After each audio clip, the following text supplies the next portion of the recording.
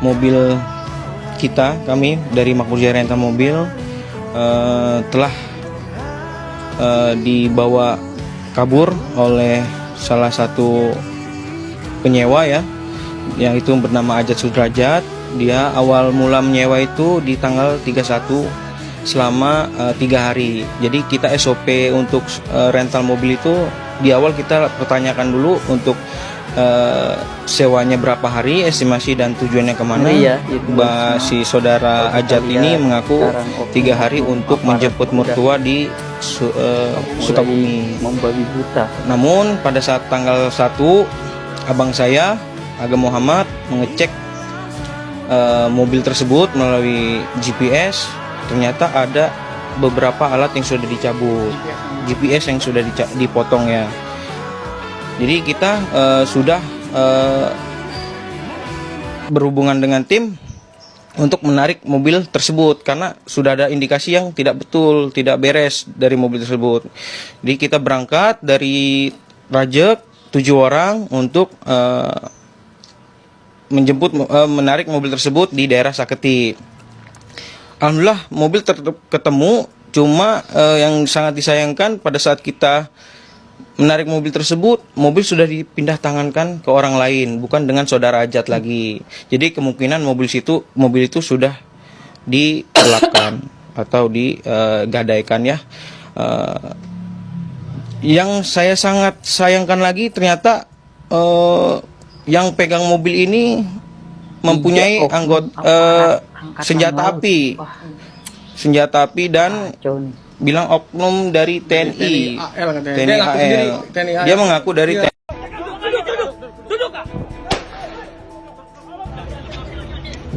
Ya. Ya. Ya.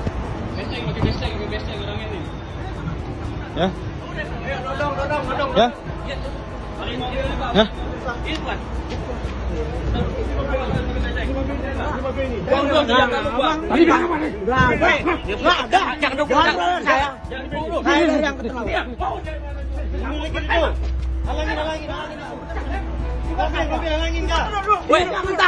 Kita melihatnya kasihan ya, yang namanya orang usaha ingin untung, ingin dapat hasil, dapat keuntungan dari bisnis rental, yang ada rugi materi, rugi nyawa juga guys. Ya, maling mobil. Maling mobil.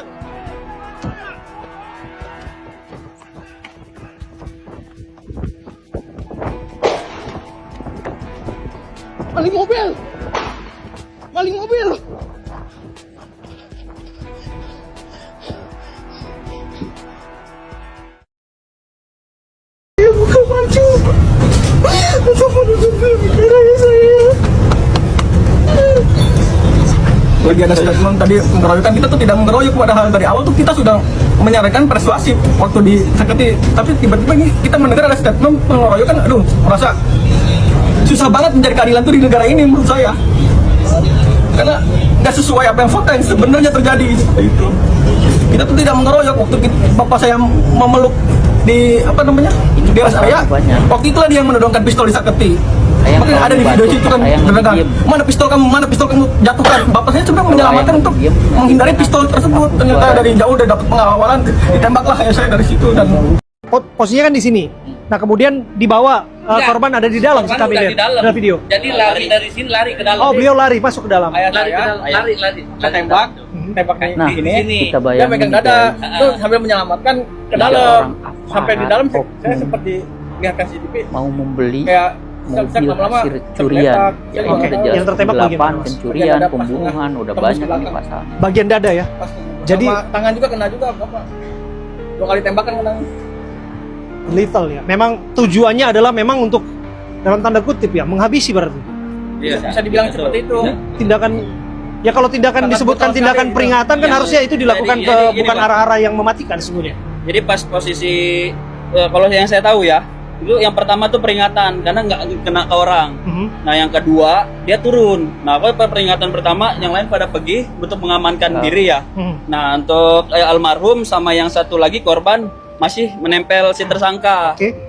Dan saya pun udah masuk ke dalam posisi mobil. Oke. Nah, dan itu di depan mata saya gitu Oke. berkata. Nah, dia keluar mendekat, lepasin teman saya karena intinya tujuan dia itu minta lepasin temannya. Oke. Nah, karena di sini pun ada salah satu di situ yang dekat banget sama yang punya ini senjata, Oke. dia nggak jadi sasaran. Oke. Dia nyamperin. Nah, kadang yang dua korban ini masih menempel, Oke. ditembaklah. Itu saya lihat tuh tembaknya dekat banget. Ditembak, dar di sini tembus loh saya tahu. Dari jarak berapa meter Itu tembaknya? dari jarak sekitar 1,5 meter atau 2 meter. Segini, ada Nah, jarak iya, sini. hampir dari sini langsung. Dari segini? Iya, langsung dar, langsung. Itu dari dalam mobil ya Saya tembak? bilang Dari sih dalam jatuhnya mobil. Dia keluar kejam atau di ya, dalam? guys. Nah, Itu boleh semua. Dia dari luar, dia udah sampai sini, udah jalan sampai sini. Oke. Nah, saya ngintipin dari kaca dalam mobil. Nah, terus yang saya tahu dari almarhum, nah saya sekilas itu melihat ada mungkin udah ketembak satu. Yang pertama entah itu yang di sini atau di sini. Karena beliau tuh mungkin karena ngerasa kesakitan atau mau ngebela, jadi dia sempat kayak saya ngeliat ini tuh sempat disingkirin dari pistolnya itu. Tapi mungkin di situ ketembak lagi yang keduanya. Nah, beliau berusaha untuk megang dan untuk menyelamatkan diri ke Indomart. Oke. Dan ternyata beliau juga udah terkapar, nggak bisa apa-apa. Dan salah satunya akhirnya saya mencoba buat maju ke depan pas mobil udah pada masuk semua ke dalam mobil tersangkanya.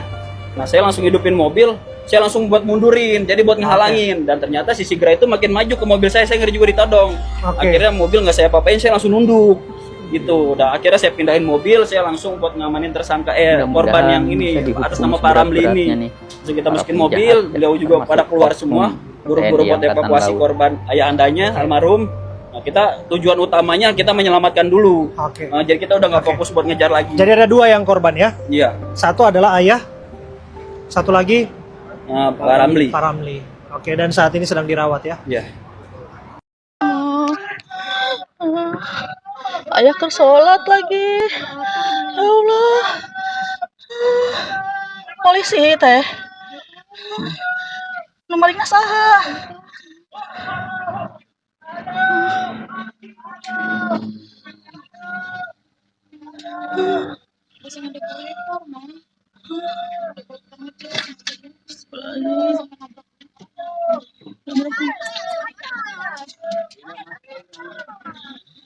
Yang tuh ditabrakin ya teh.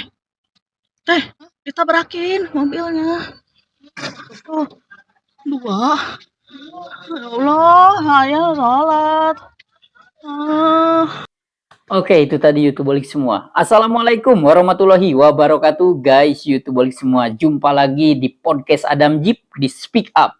Nah, di konten kali ini kita akan mengupas tentang kasus penggelapan mobil, walaupun bermotifnya rental.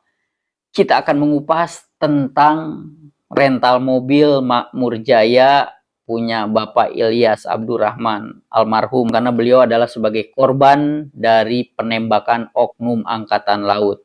Wah, ngeri juga nih guys sekarang ya. Jadi yang punya rental mobil sekarang kita ngeri loh.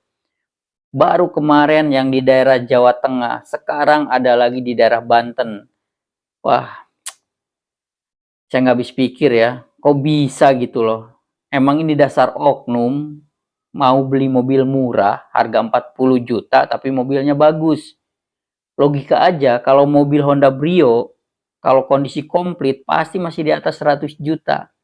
Ini punya uang 40 juta. Gitu. Kasihan ya Bapak Ilyas Abdurrahman almarhum sebagai owner dari rental mobil Makmur Jaya.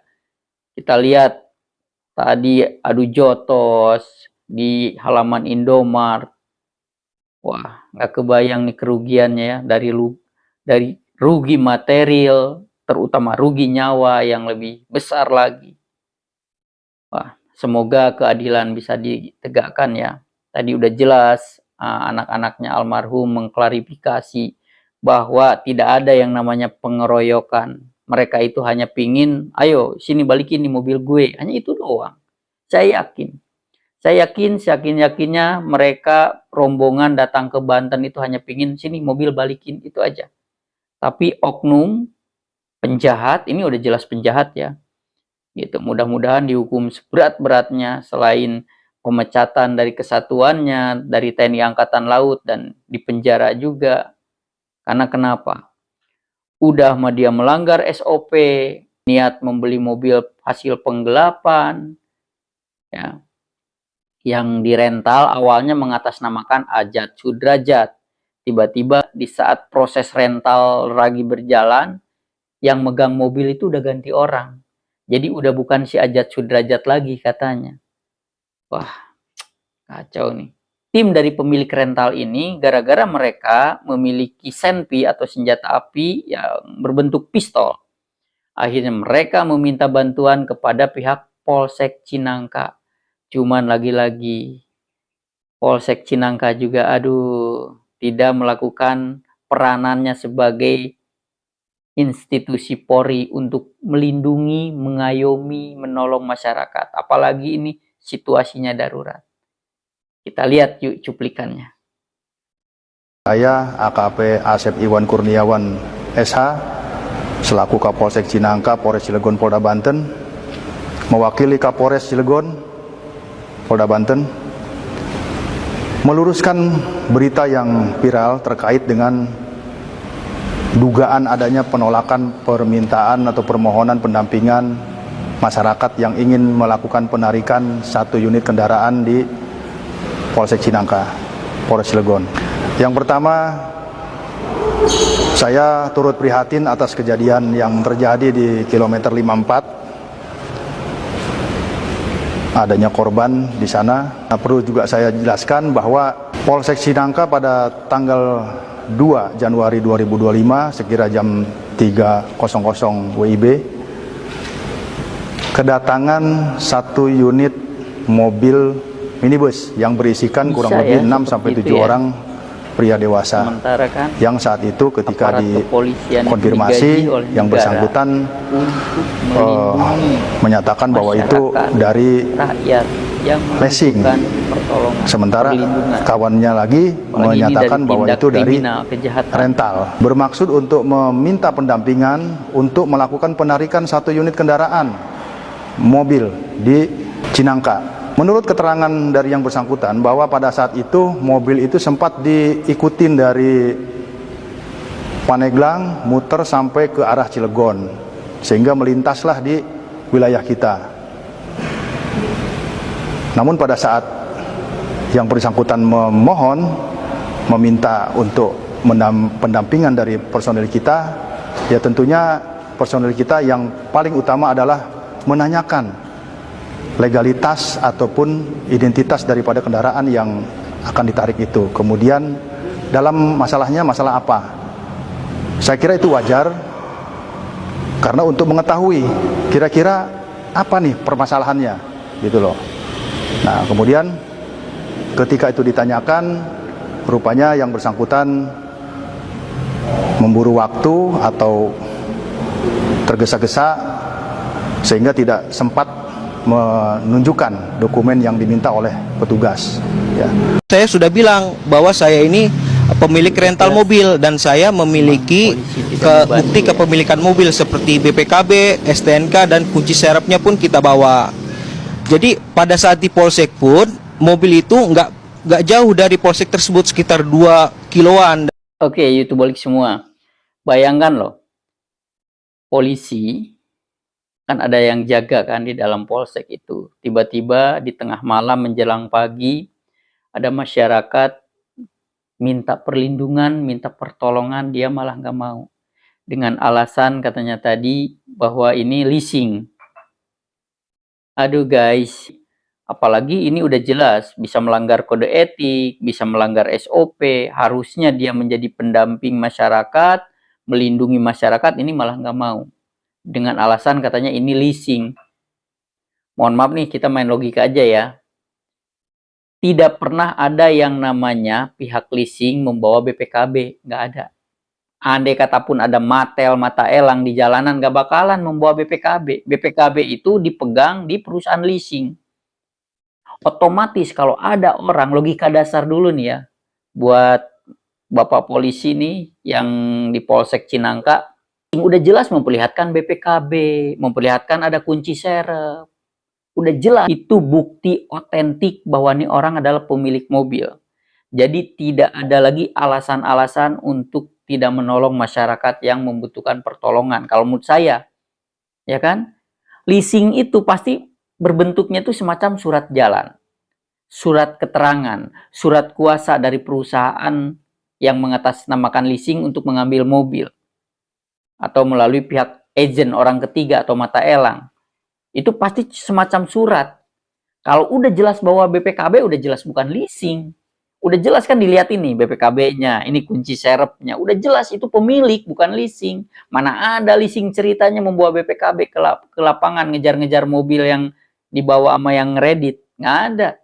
Yang ada juga surat resmi, surat kuasa dari pihak perusahaan leasing untuk pihak ketiga atau mata elang. Ada juga seperti itu. Hanya secari kertas. Kalau ini kan udah jelas ada keterangan kan dari pihak keluarga korban, dari pemilik rental, bahwa dia memiliki BPKB-nya dilihatin, bahwa dia dilihatin kunci serepnya. Pasti hanya dua, BPKB dan kunci serep. Kalau STNK sama fisik mobil udah jelas kan dibawa sama yang rental. Emang prosedur rental itu, kalau kita rental mobil kan cuma dua yang kita bawa, STNK sama fisik mobil, seperti itu, sama unit maksudnya. Aduh, kasihan kalau saya lihatnya ya, seperti itu balik semua. Terima kasih kepada Bapak Kapolda Banten yang insya Allah kelihatan beliau arif, bijaksana, dan tegas. Karena ini kemungkinan bisa jadi oknum si polisi yang menjaga piket itu. Gitu kan. Harusnya dia reaksi cepat, menolong. Andai kata personilnya kekurangan, dia bisa minta bantuan dari personil yang ada di Polres. Yang lebih tinggi lagi. Ini kan dari Polsek ya. Minta ke Polres, tolong bantu kurang anggota nih. Ada penyergapan, karena ada orang meniat menggelapkan mobil rental dan mau dijual. Seperti itu. Oke, itu balik semua. Kita lihat nih statement dari Bapak Kapolda Banten. Yuk. Saudara Agam, ya, bersama Saudara Samsul dan 3 orang lainnya, jadi berlima, sebelum kejadian penembakan di TKP kilometer 45 itu sempat datang ke Polsek Cinangka, ya, Polres Cilegon. Nah, datang sekitar pukul 02.30 waktu Indonesia bagian Barat. Kemudian diterima oleh anggota piket, yaitu Brigadir Dery Andriani dan Bribka Dedi Irwanto. Ya. Nah, terjadi komunikasi di sana, ya, bahwa Saudara Agam menyampaikan bahwa mobil rentalnya itu dibawa oleh penyewa, ya, yang dibawa ke arah Saketi Pandeglang. Nah, kemudian disampaikan juga bahwa GPS-nya tinggal 1 yang aktif, yang 2 sudah tidak aktif. Jadi diduga sudah ada upaya untuk melakukan penggelapan, gitu kan? Nah, anggota kami, Saudara Bribka Dery, ini dilaporkan karena adanya dugaan penggelapan rental, ya, dan situ ada sedikit diskusi antara rental dan leasing. Nah, dilaporkanlah ke Kapolseknya untuk meminta petunjuk. Nah, pada saat melaporkan kepada Kapolseknya, Bribka Dery ini tidak utuh melaporkannya. Ya, seharusnya ini adalah terkait dengan rental, penyewaan kendaraan yang diduga akan digelapkan, tapi dilaporkannya leasing kepada Kapolseknya. Sehingga Kapolsek ini menyampaikan kalau memang leasing, harus ada surat dari leasing dan sebagainya, diminta dokumen. Nah, dokumen ini pun sudah disampaikan sebenarnya oleh Saudara Agam, baik itu BPKB, STNK, dan kunci cadangan. Jadi seharusnya memang anggota kita itu melakukan pendampingan. Tapi tidak dilakukan pendampingan karena anggota merasa kekuatannya sedikit. Jadi tidak berimbang sehingga tidak melakukan pendampingan. Padahal seharusnya anggota kita bisa melakukan permintaan tambahan dukungan ke Polres misalnya, ya, atau anggota reserse di Polsek itu sendiri. Tapi itu tidak dilakukan, ya. Nah, sehingga dari hasil penyidikan Propam Polda Banten, Betul sekali, ya, telah ditemukan adanya pelanggaran terhadap ketidakprofesionalan gitu kan, terhadap anggota Saudara Dery, ya, Andriani, beliau juga ya, karena tidak respon terhadap laporan masyarakat yang seharusnya melakukan pendampingan untuk mengamankan kendaraan Honda Brio yang diduga akan digelapkan ini, karena sudah ada dugaan penonaktifan GPS sebanyak 2 buah, tinggal 1, berarti ini sudah ada dugaan. Seharusnya dia sebagai anggota Polri dia melakukan pendampingan, ya, tapi tidak dilakukan sehingga dalam pemeriksaan penyidik dari Propam ini adalah dugaan pelanggaran dan tentunya akan kita tindak tegas, ya, anggota ini, ya, baik secara etika ya, yang sanksinya dapat kita demosi, bahkan yang terberat adalah bisa di PTDH. Begitu juga Kapolsek, ya, sebagai pimpinan di Polsek tersebut, ya, dia tidak melakukan pengawasan dan pengandalian dengan baik, ya, tentunya ini juga akan kita kenakan sanksi, ya, baik demosi maupun juga yang terberat adalah PTDH. Dan juga anggota lain yang ada di situ, yaitu Brigade Dedi Irwanto yang juga mendampingi saudara Dery Andriani, juga akan kita kenakan sanksi kode etik. Apa boleh buat? Kita akan menegakkan hukum. Dan bagi aparat-aparat harus milih setia kepada bangsa, negara dan rakyat atau setia kepada pihak lain. Kalau setia kepada bangsa, negara dan rakyat, ayo. Kalau tidak, percayalah, saya akan bersihkan aparat Republik Indonesia. Oke, YouTube balik semua, kita lihat tadi ya statement dari Bapak Kapolda Banten bahwa menyatakan emang anak buahnya ini ya bisa dibilang keteledoran dan mungkin nanti bisa jadi oknum nih. Karena kenapa? Kalau dinyatakan melanggar SOP, dia kan lagi kerja, lagi bagian piket jaga gitu kan. Harusnya siapapun masyarakat yang meminta pertolongan, meminta bantuan pihak kepolisian, dalam situasi apapun dia siap mengabdi buat rakyat, buat negara.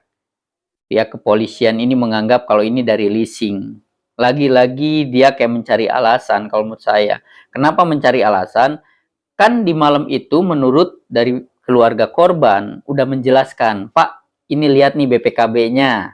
Ini lihat kunci serepnya, istilahnya dokumen-dokumen pendukung bahwa unit mobil Brio yang dicolong atau dirental tersebut yang lagi mau transaksi jual beli dengan oknum angkatan laut itu surat-suratnya ada. Karena kalau leasing tidak mungkin bawa BPKB kemana-mana. BPKB pasti stay di kantor leasing dong.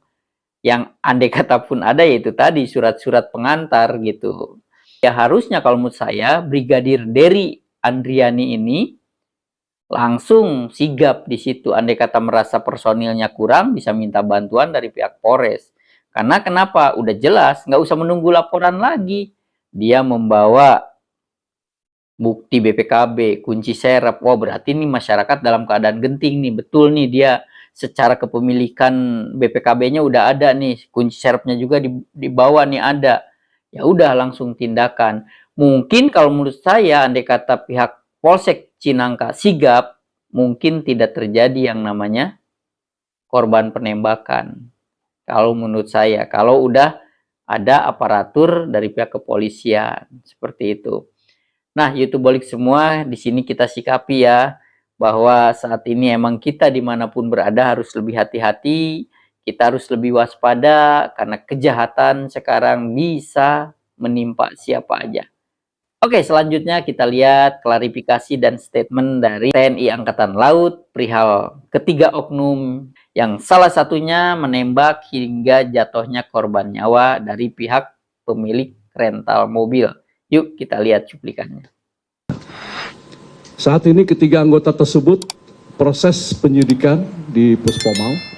Pada saat itu berada di pangkalan Pondok Dayung, yaitu Sertu AA, Sertu RH, dan KLKBA, di mana mereka mengalami pengeroyokan oleh sekitar 15 orang tak dikenal di rest area kilometer 45 tol Merak Tangerang. Insiden berpangkal dari permasalahan pokok yaitu pembelian mobil. Dalam insiden tersebut diakui bahwa salah satu anggota melakukan tindakan penembakan. Setelah diketahui kemudian mengakibatkan korban. 1 orang meninggal dunia dan 1 orang luka-luka. Saat ini ketiga anggota tersebut proses penyidikan di Puspomau. Perannya itu dia tidak memiliki peran, oh ini sebagai eksekutor, oh ini sebagai Semoga ini, tidak. keadilan bisa ditegakkan. Karena ini ada ya. sebagai rekan. Bahkan pelaku dengan yang dikeroyok tadi itu adalah saudara. Jadi pelaku ini adalah pamannya. ya, pamannya AA tadi, pamannya AA tadi yang dalam video itu yang keluar dari toilet itu terus dihadang itu adalah pamannya yang bersangkutan. Jadi peran dalam tindak kejahatan, apakah ini sebagai penadah, apakah ini sebagai backing, dari hasil lidik sementara itu masih belum ditemukan. Tetapi apabila nanti dalam perkembangannya ada unsur-unsur yang bisa membuktikan itu, nanti kan dalam proses penyidikan. Kepada saudara IS dengan harga 23 juta. Ya. Nah, kemudian dari saudara Mudah-mudahan RH pihak Angkatan Laut tegas ya dalam artian kita menyikapi baru bahwa diserahkan ini adalah kepada oknum atau dijual yang kepada harus saudara diberantas, guys. AA, ya, oknum TNI Angkatan Laut, ya, melalui saudara SY. Harganya sudah naik, ya, dinaikin menjadi 40 juta. Oke, nah YouTube balik semua, guys. Kita lihat tadi ya klarifikasi dari pihak Angkatan Laut. Tadi Bapak Panglima Komando Armada RI menyatakan mudah-mudahan bisa bertindak tegas atas oknum-oknum yang melanggar kode etik, yang melanggar aturan dari institusi Angkatan Laut, yang melanggar manat, yang melanggar aturan dari negara seperti itu, dan bisa dihukum seberat-beratnya. Mohon juga kepada Bapak Prabowo sebagai pemilik tongkat komando tertinggi di Indonesia bisa lebih tegas lagi, Pak, agar menyapu bersih segala bentuk oknum aparat yang bertindak semena-mena, yang merusak nama institusi, yang merusak nama citra baik sebuah kesatuan aparatur hukum di Indonesia. Mudah-mudahan dihukum seberat-beratnya, dan saya juga sebelumnya ucapkan turut berduka cita atas wafatnya Bapak Ilyas Abdurrahman sebagai bos dari rental mobil tersebut. Mudah-mudahan beliau meninggal dalam kondisi husnul khotimah. Nah, itu balik semua. Jangan lupa support terus channel Adam Jeep. Mohon bantuan dan dukungannya, barangkali YouTube balik semua yang mau memberikan support dan dukungan agar channel Adam Jeep makin baik lagi dalam hal apapun, dalam pembuatan konten, dalam penyajian konten. Silahkan yang memberi support dukungannya berbentuk di live chat, di super thank, ataupun gabung di komunitas Adam Jeep. Saatnya Adam Jeep pamit mundur. Jangan lupa pantengin terus hanya di channel Adam Jeep, di podcast Speak Up bersama Adam Jeep.